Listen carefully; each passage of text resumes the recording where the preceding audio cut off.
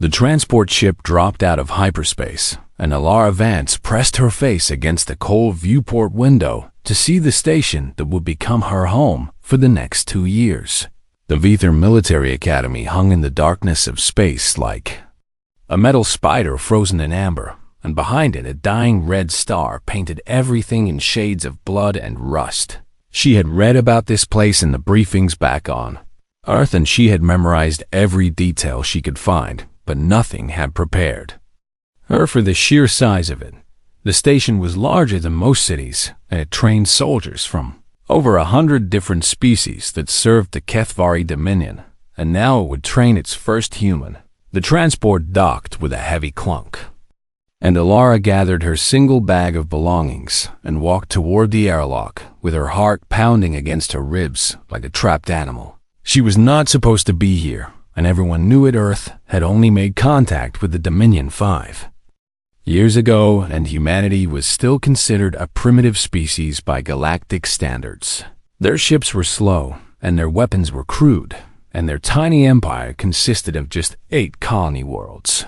The Dominion had accepted one human cadet as a political gesture, and Alara knew exactly what kind of gesture it was. They wanted to humiliate Earth by showing that humans could not compete with real soldiers. The airlock opened, and the smell hit her first. It was a mixture of chemicals and alien bodies and recycled air that had passed through too many different lungs, and she forced herself not to gag as she stepped onto the station. A Kethvari officer was waiting for her, and he looked down at her with 4 eyes that held nothing but contempt. The Kethvari were the rulers of the Dominion, and they looked like someone had combined a lizard with a nightmare. They stood 3 meters tall, with iridescent black scales and 4 arms that ended in clawed hands, and their faces were flat and angular with rows of small, sharp teeth.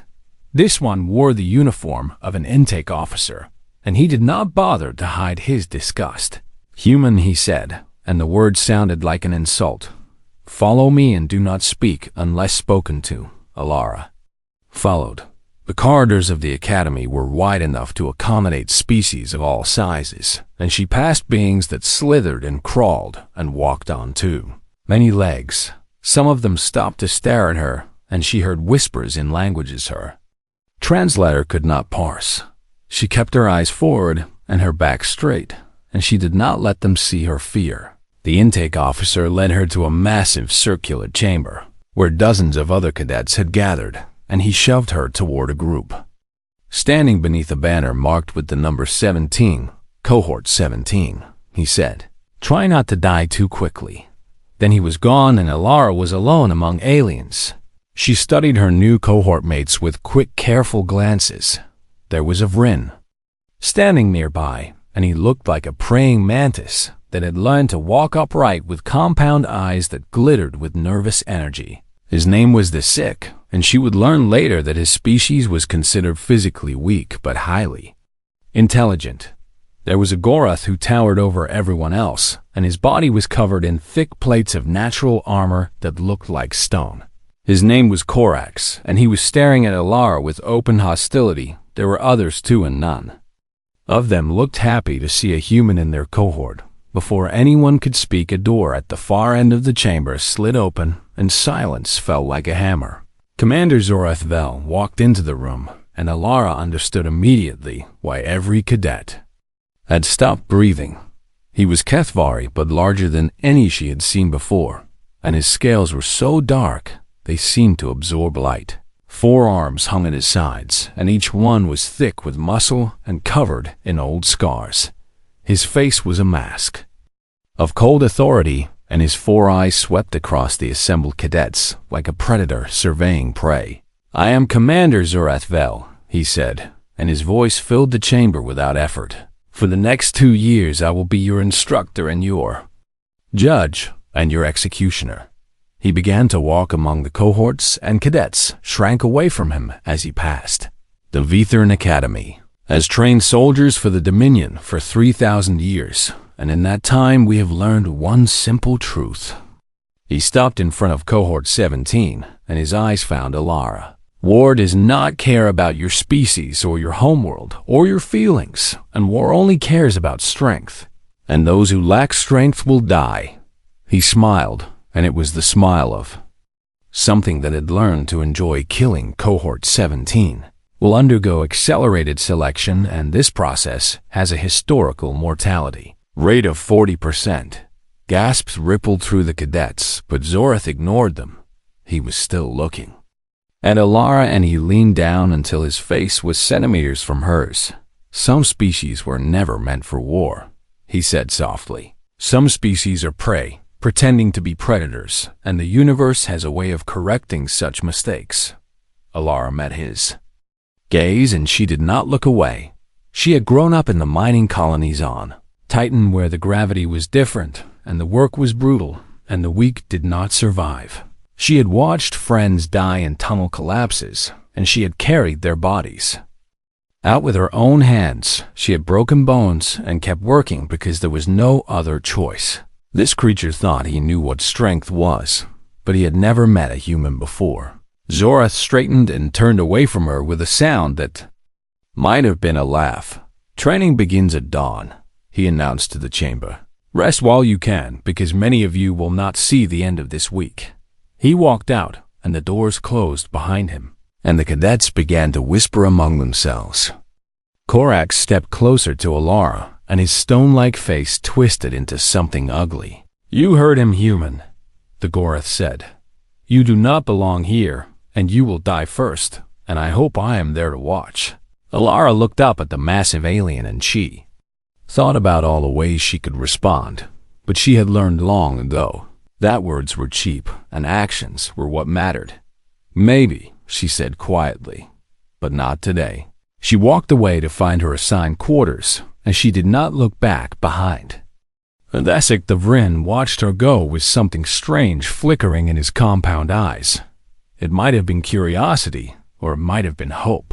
The first day was over, and Alara was still alive. Tomorrow the real test would begin. The Crucible was a massive arena built into the heart of the station, and its walls were lined with gravity manipulation plates that could turn any section of the floor into a death trap. Alara stood with her cohort at the entrance, and she stared at the open space ahead with a mixture of fear and determination. Commander Zorath watched from an observation deck high above, and his 4 eyes tracked every movement below. Today you will learn the most basic lesson of combat, his voice boomed through speakers hidden in the walls. You will learn to fight while the universe tries to crush you. The gravity plates hummed to life, and Alara felt her weight increase slightly as the arena shifted to 1.2 Galactic Standard. This was considered normal training gravity, and most species could handle it without difficulty. The cadets spread out across the arena, and training drones rose from hidden compartments in the floor.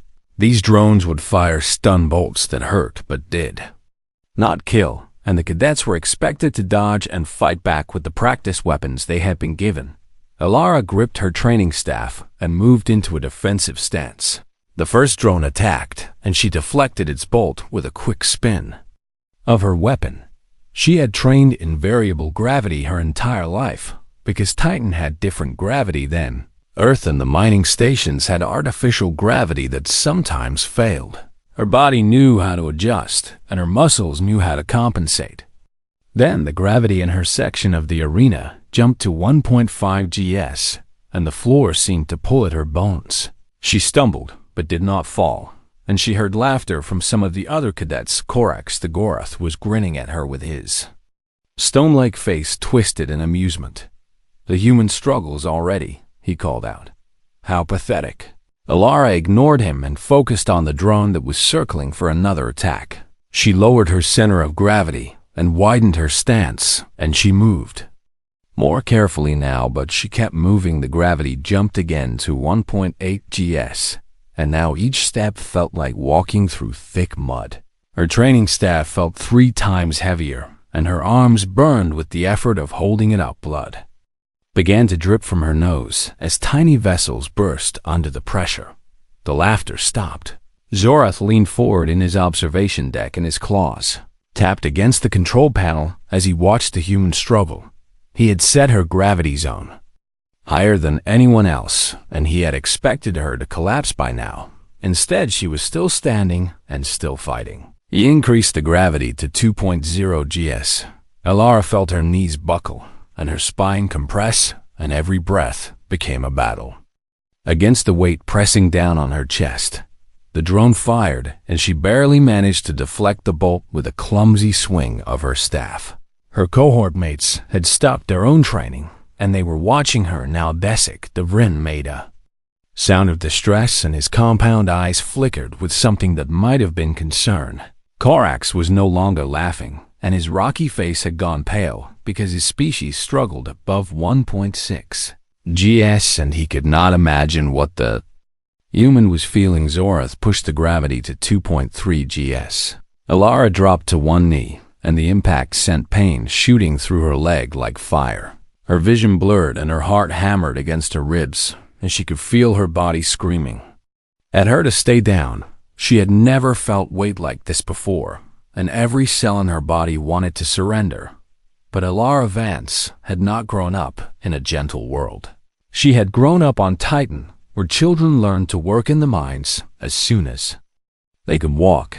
She had watched her father die in a cave-in when she was 12 years old, and she had spent 3 days digging through rubble to find his body. She had carried him out on her back because no one else was coming to help. She had learned one lesson from that terrible day, and she had carved it into her soul. You keep going or you die, and there is no third option. Alara planted her hands on the arena floor, and she pushed.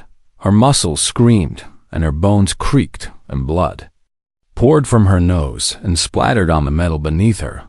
She got one foot under her body, then the other, as she stood. The arena had gone completely silent, and even the training drones had stopped moving. Alara took a step forward, and then another, and each step was agony, but she did not stop. She walked across the high gravity zone with blood running down her face and her body shaking with effort, and she did not fall. Zorath stared at the human below, and his claws had stopped tapping. He had trained soldiers from 93 different species, and he had seen the strongest warriors in the galaxy break under less pressure than this. But the human was walking.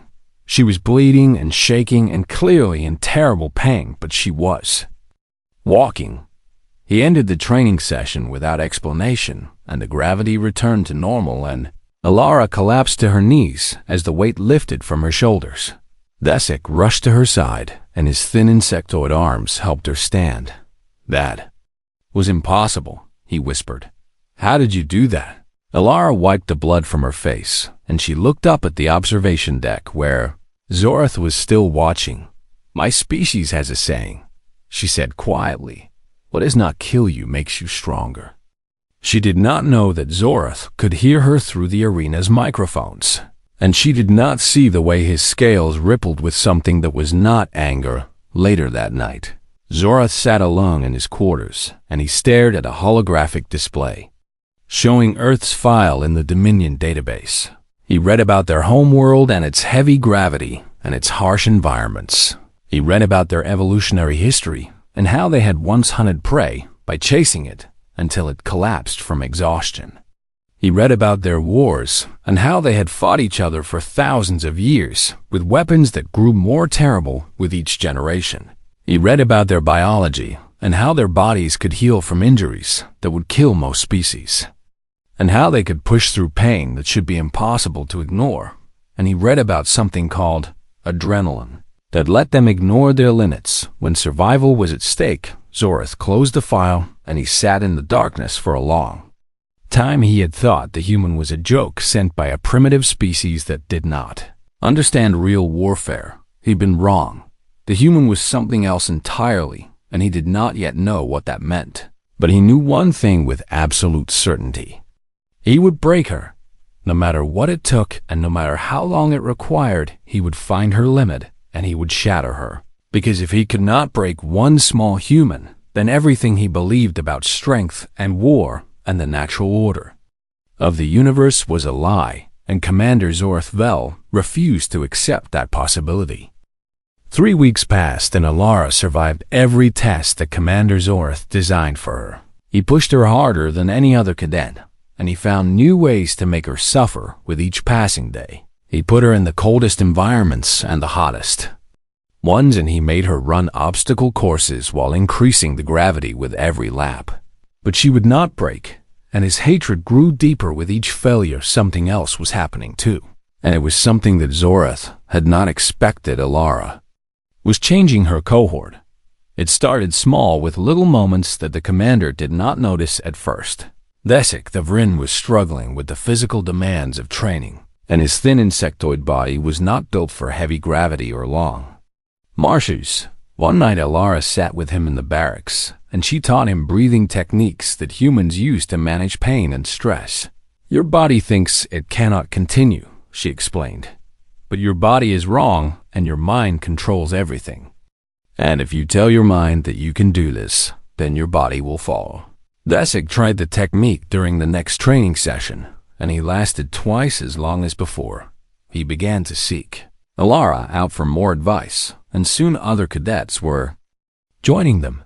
She taught them how to distribute their weight under high gravity, and how to conserve energy during long exercises, and how to support each other during group challenges. Korax the Goroth watched these sessions with confusion and suspicion. He had been taught since birth that strength was individual and that helping others made you weak, but he could not deny that cohort 17 was improving, and he could not deny that the human was the reason. One night he cornered Alara in an empty corridor. She tensed when she saw him approaching because Korax had made no secret of his hatred for her. His massive stone-covered body blocked the entire hallway, and his small eyes glittered with something she could not read. "Why? Do you help them?" he demanded. His voice was rough and harsh, but there was genuine confusion beneath the anger. "We treated you like vermin when you arrived, and I told you that I hoped to watch you die, and yet you help us." Alara looked up at the alien who towered over her, and she considered his question carefully. "Because you are my unit now," she said simply. "On my world, we have a saying, and it goes like this, and no one gets left behind." Korax made a sound of frustration, and his massive hands clenched into fists. "That makes no sense," he growled. "Why would you risk yourself for beings who showed you no loyalty?" "Because that is how loyalty starts," Alara replied. "Someone has to go first, and someone has to offer trust before it is earned, and my people learned long ago that we are stronger together than we are alone." She stepped past him and continued down the corridor. "You can hate me if you want, Korax, and I will still help you if you fall, and that is what being a unit means." Korax stood alone in the corridor for a long time after she left, and something was shifting in his mind. He had never encountered a concept like this before, and he did not know what to do with it. Meanwhile, Zorath had become obsessed with destroying the human. He spent his nights studying her file and searching for weaknesses and planning new torments. Other instructors noticed his fixation, and some of them tried to warn him. "You are crossing lines," said Instructor Velith, who had served at the academy for 50 years. "The human is a cadet like any other, and she deserves the same treatment. She is an insult to everything this academy represents." Zorath snapped back. "She is weak and soft, and she should have died in the first week, and I will not rest until she learns her place." Velith said nothing more, but he began to watch Zorath with worried eyes. The breaking point came during a night exercise in the 4th week. Zorath called Alara to a remote section of the station for what he claimed was a special assessment. She followed his instructions because she had no choice, and she found herself alone in a long corridor with heavy gravity plates built into every surface. The doors sealed behind her, and Zorath's voice crackled through a speaker in the ceiling. "Let us see what humans are truly made of," he said. The gravity increased to 3.2 gs, and Alara slammed to the floor so hard that she felt her ribs crack. This was far beyond training parameters, and this level of gravity was lethal for most species within minutes. She tried to breathe, but the weight on her chest was crushing, and she could feel her heart Straining to pump blood through her compressed veins, Zorath watched. Through a camera feed, and his 4 eyes gleamed with satisfaction. "Just give up," he whispered to himself. "Just die and prove that I was right about your pathetic species." Elara could not stand and she could barely breathe, but she could still think. She looked around the corridor, and she saw a manual override panel on the far wall, maybe 20 meters away. 20 meters might as well have been 20 kilometers at this gravity. She began to crawl. Her broken ribs screamed with every movement, and blood vessels burst in her eyes, turning her vision red. Her fingers scraped against the metal floor, and she pulled herself forward centimeter by agonizing centimeter. When she could no longer crawl, she flattened her body against the floor and she dragged herself with her fingertips. It took her 45 minutes to cross 20 meters. But she reached the override panel, and she slammed her hand against it, and the gravity returned to normal. She lay on the floor, gasping and bleeding, and broken but alive. The doors opened, and Thesic rushed in with 2 other cadets close behind. They had grown worried when Elara did not return, and they had tracked her location through the station systems. They found her barely conscious, and they carried her to the medical bay the next day. Thesic filed a formal complaint with the Academy Oversight Committee. 2 other cadets supported his account, and an investigation was opened. But Zorath was Kethvari nobility, and his family had connections throughout the Dominion. The investigation stalled, and no action was taken. Elara recovered in the medical bay, and she received a visitor on her 3rd day. He was an elderly alien from a species she did not recognize, and he walked with a cane and moved slowly as if carrying the weight of many years. "I was an instructor here once," he said as he sat beside her bed. "I trained soldiers for 60 years before I retired, and I have seen many cadets come through these halls." He looked at her with ancient eyes that held something like sadness. "The Dominion does not train soldiers, child, and it breaks them. And those who survive become weapons that forget they were ever anything else." He paused, and his gaze became more intense. "But you are different, and you help the others even as they try to destroy you. And that is not the behavior of a weapon, and that is something else entirely." "What is it then?"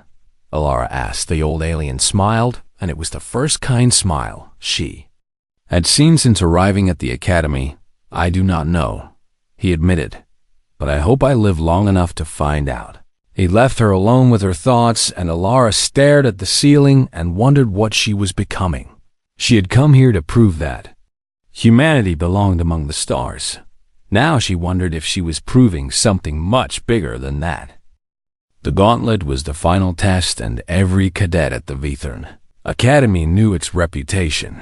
It was a 40-kilometer march across hostile terrain with variable gravity zones and automated weapons and environmental hazards designed to break even the strongest soldiers. Historically, 15% of cadets died during the gauntlet, and that number was considered acceptable by the Dominion. Elara stood with Cohort 17 at the starting line, and she looked at the faces of the aliens who had become her family over the past months. Thesic stood beside her with his compound eyes showing fear, but also determination. Korax was on her other side, and the massive Gareth no longer looked at her with hatred. Something had changed in him since that night in the corridor, and he had begun to protect her during training sessions when Zorath was not watching. There were 11 other cadets in their cohort, and Elara knew each of their names and their strengths and their fears. She had trained with them and bled with them, and she would not let them face this alone, Commander. Zorath watched from a hovering observation drone, and his voice echoed across the starting area. "The gauntlet begins now, and may the strong survive." The cadets surged forward, and the march began. The first hour was brutal, and the gravity fluctuated wildly from zone to zone. One moment they were running in low gravity, and the next they were struggling through patches where the weight tripled. 3 cadets from other cohorts fell in the first hour, and automated drones carried their bodies away. Elara kept her cohort together, and she called out warnings when she spotted gravity shifts. Ahead, Corax used his massive body to shield the smaller cadets from weapons fire, and Thesik's sharp eyes caught traps that others missed. They were functioning as a unit and they were surviving. But Zorath had prepared something special for Cohort 17 halfway through the gauntlet. They entered a narrow canyon with high walls on both sides. The terrain forced them to move single file, and they were deep inside before Elara realized the trap. Heavy doors slammed shut at both ends of the canyon, and they were sealed in, and the gravity spiked to 3.5 GS across the entire zone. Cadets screamed and crashed to the ground, and the weight was so immense that some of them lost consciousness immediately. Corax the mighty Gorath dropped to his knees, and his natural armor cracked under the pressure. Thesik collapsed, and his thin insectoid limbs twisted at painful angles. Elara fell too, and she felt her barely healed ribs threaten to break again. Through the haze of pain she heard Zorath's voice through a speaker. Hidden somewhere in the canyon walls, equipment malfunction, he announced with false concern. Rescue teams have been dispatched, and estimated arrival time is 3 hours. 3 hours at this gravity would kill most of them long before help arrived. Elara lay on the ground, and she fought to breathe, and she looked around at her fallen cohort mates. She saw Thesik struggling weakly, and Corax motionless, and the others scattered across the canyon floor like broken toys. Then she saw something else. There was a small service tunnel in the canyon wall, maybe 50 meters ahead. It was human-sized, too small for most species, and it probably led to a maintenance corridor outside the gravity zone. She could escape. She could crawl to that tunnel and save herself, and no one would blame her for it. Elara started crawling toward the tunnel, and every movement was agony, but she kept going. She reached the tunnel entrance, and she looked inside, and she saw freedom. Then she turned around.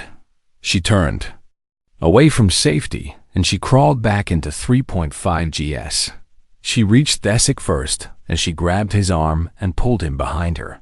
The Vrin was barely conscious, and he weighed almost nothing, but at this gravity, even nothing was heavy. She kept crawling, and she reached Corax next. The Gorath was massive, and his armored body must have weighed 500 kilograms at normal gravity. At 3.5 GS, he weighed almost 2,000 kilograms. Elara did not care. She pulled emergency cable from her belt, and she tied it around Thesik, and then around Corax, and then around herself. She looked at the other fallen cadets, and she crawled to each of them. One by one, she tied 7 of her cohort mates together with cable, and she hooked them all to her harness. Then she began to walk. She could not crawl anymore because she needed her legs to drag the weight behind her. So she stood in 3.5 GS with 7 bodies attached to her, and she walked. Each step was impossible, and each breath was a victory, and blood poured from her nose and ears and eyes. Her bones creaked and her muscles tore, and her heart beat so hard she thought it would explode. But she walked. One step, and then another, and then another. Outside the canyon, other cohorts had gathered, and they could see what was happening through the transparent walls. Other instructors had arrived, and they stood in shocked silence, watching the impossible word spread through the station and more. People came to watch. They saw a human dragging 7 aliens through gravity that should have crushed her into paste. They saw her fall and get up, and fall again and get up again. They saw her refuse to stop. It took 4 hours to cross 200 meters. 4 hours of agony and bleeding, and pushing her body past every limit it had. Zorath watched through his drone feed, and his hands were shaking. He increased the gravity to 3.7 GS, and the human stumbled, but did not fall. He increased it to 3.8 GS, and she dropped to her knees, but then stood again. Die, he screamed at his control panel. Just die. He pushed the gravity to 3.9 GS. Elara felt the increase, and she felt her body beginning to fail. Her vision went dark at the edges, and her heart was stuttering, and she knew she was dying. But she could see the canyon exit now, just 10 meters away. She took another step, and then another. She reached the threshold, and she pulled her cohort mates across it with the last strength she had. the gravity normalized, and Alara collapsed forward with her hands, still gripping Desic's harness. Medical teams rushed in, and they began treating the fallen cadets. Alara lay on the ground, unable to move, and unable to speak, but still breathing.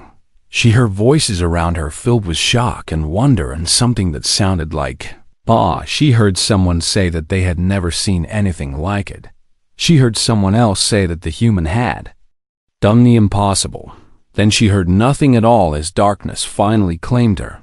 But before she lost consciousness, she felt a hand grip hers. She forced her eyes open, and she saw Korax looking down at her.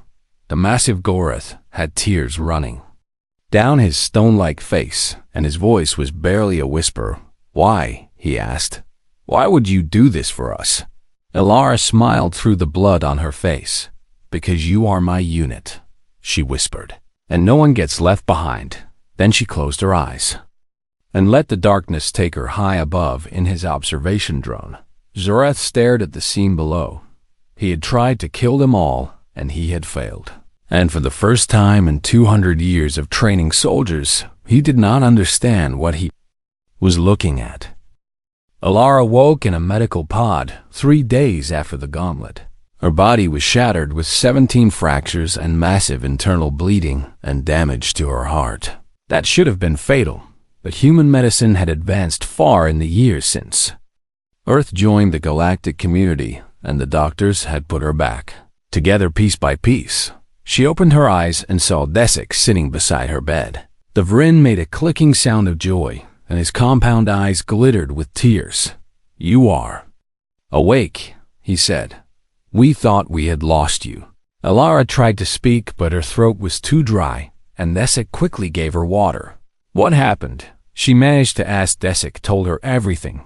The recordings from the gauntlet had spread across the entire Dominion, and billions of beings had watched a human drag 7 aliens through gravity that should have killed her. The Academy could no longer suppress what Zorath had done, and an official investigation had been launched.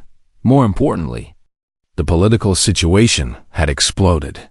Earth's ambassador had demanded answers, and other species were asking questions about how the Dominion treated its cadets.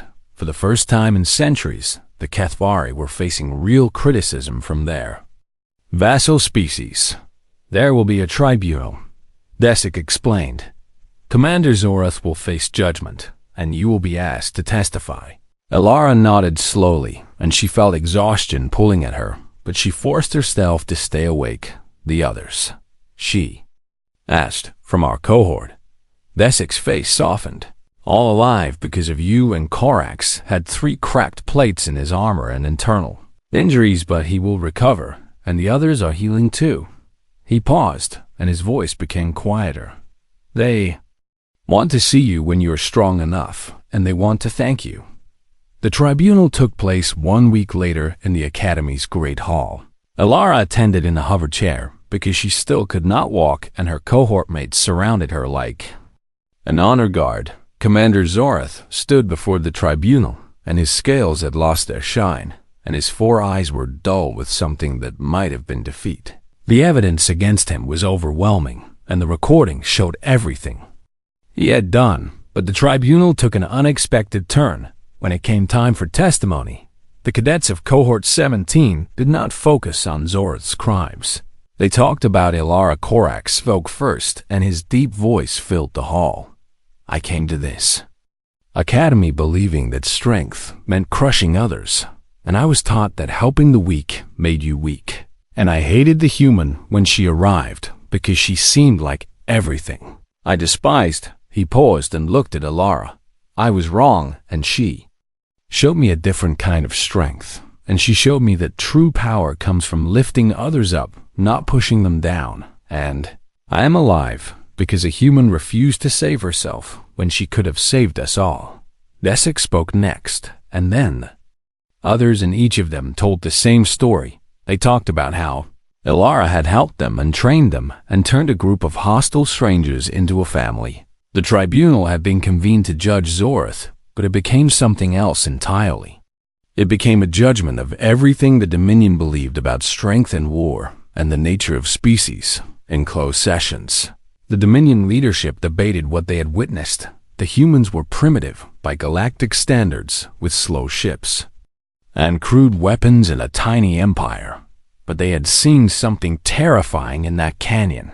They had seen a species that refused to give up and that fought for others, even at the cost of their own lives. They had seen a species that evolved not to be the strongest or the fastest, but to endure. And they had seen how that species could turn enemies into allies simply by refusing to abandon them. If we ever go to war with Earth, one admiral whispered to another, we will lose. The tribunal reached its verdict, and Zorath was called to stand before the judges. But first he was allowed a final statement. The old commander stood straight and he looked out at the assembled crowd, and his eyes found Alara in her hover chair. I have trained soldiers from 93 species, he began. I have served the Dominion for 200 years, and I have broken the weak and forged the strong. And I believed I understood what makes a warrior. He paused and something shifted in his face. I did not understand what I was looking at when I saw the human, and I thought she was prey, playing at being a predator, and I thought I could crush her and prove the natural order of the universe. His voice cracked, and for the first time since anyone could remember, Commander Zorath Vel looked vulnerable. I was wrong. He turned to face the tribunal directly. Humans are not like other species, and they do not fight because they are strong, and they fight because they refuse to accept defeat, and they do not protect others because it benefits them, and they protect others because they cannot imagine doing otherwise. He looked back at Alara. I tried to kill her a dozen times, and each time she got back up, and when I tried to kill her cohort, she went back for them, and she dragged them through gravity that should have liquefied her organs because she could not leave them behind. His scales rippled with emotion that he could not hide. If the Dominion ever goes to war with Earth, we will lose, and not today and not in a decade, but eventually, because humans do not stop, and they never stop. And they will keep coming until they win or until there are none of them left. He straightened his posture one final time. That is what I learned from the human, and that is my final testimony. The tribunal stripped Zorath of his rank and exiled him from Kethvari space. Alara was offered a commission in the Dominion military, and she would have been the highest-ranking human in galactic history. She declined. I did not come here to serve the Dominion, she told the admirals who made the offer. I came here to prove that humanity belongs among the stars, and I think I have done that. She returned to Earth with her surviving cohort mates who had requested transfer to human space. They wanted to learn more about this strange species that had saved their lives. They wanted to understand. 5 years later, Alara stood at the front of a classroom in a new academy. This academy was different from the Vithern, and it was a joint institution where humans and aliens trained together as equals. The students before her came from a dozen different species, and they looked at her with the same mixture of fear and hope that she had once felt. The Dominion taught me that the universe respects strength, Alara said. They were wrong. She walked among the desks and she looked at each student in turn. The universe does not care about strength, and the universe is cold and empty, and it will crush you if it can, and strength alone will not save you. She stopped at the front of the room. What will save you is each other, and what will save you is the being beside you who refuses to let you fall, and what will save you is the knowledge that you are not alone. She smiled, and it was the same smile that had terrified a Dominion commander. That is what makes a soldier, and that is what makes a species worth fighting for. And that is what I am here to teach you. In the back of the classroom, a young Kethvari took notes. Her scales were dark like her grandfather's had been, and her 4 eyes watched the human instructor with intense focus. Zorath had died in exile 3 years ago, but before he passed, he had told his granddaughter about the human who had changed everything. He had told her to find Alara Vance and to learn what she was teaching. And so here she was taking notes and learning, and wondering if the universe really was different than she had been taught. Alara noticed the young Kethvari, and she recognized the family resemblance. She did not feel anger or hatred. She felt hope, because if the granddaughter of Commander Zarth could sit in this classroom and learn, then anything was possible. The universe was changing, and humanity was helping to change it, one step at a time and one life at a time, and never stopping. Never giving up, because that was what humans did. They kept walking.